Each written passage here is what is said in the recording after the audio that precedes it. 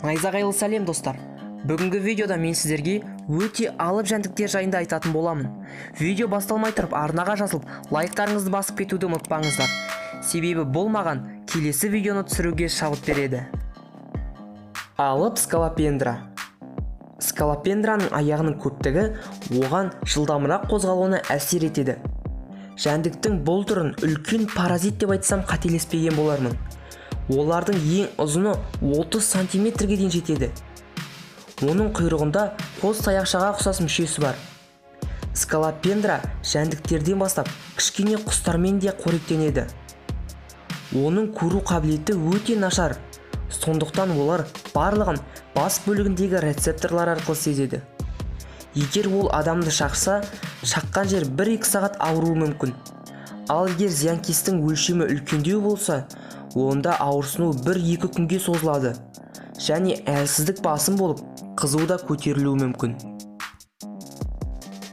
Мадагаскарлық таракан. Мадагаскарлық таракан әлемдегі ең үлкен таракан болып саналады. Оның ұзындығы 10 сантиметр. Табиғатта ол тек Мадагаскарда ғана кездеседі. Бірақ оны үйде асырайтындар да бар. Ол топырақта және ағаш маңында ғана мекендейді. Себебі ылғалды жерлерді қатты жақсы көреді. Ол басқалардан сақтану үшін кейде бір түрлі дауыстар шығарады.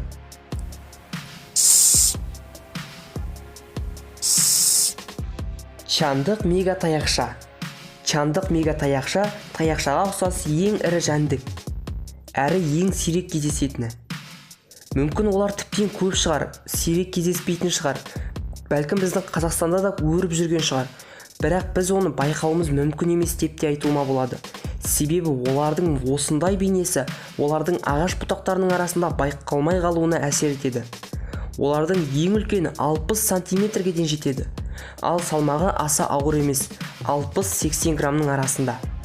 Табиғатта бұл жәндікті байқаудың өзі өте қиын. Себебі ол көбіне ағаш бұтақтарында мекендейді. Достар, осымен видеоның соңына да келдік. Егер видео ұнаған болса, лайк басып, арнаға жазылып кетулеріңізді сұраймын. Себебі келесі видео қорқыныштырақ болмақ. Сіздермен бірге болған Найзағай арнасы. Келесі найзағайлы видеоларымызда жолыққанша.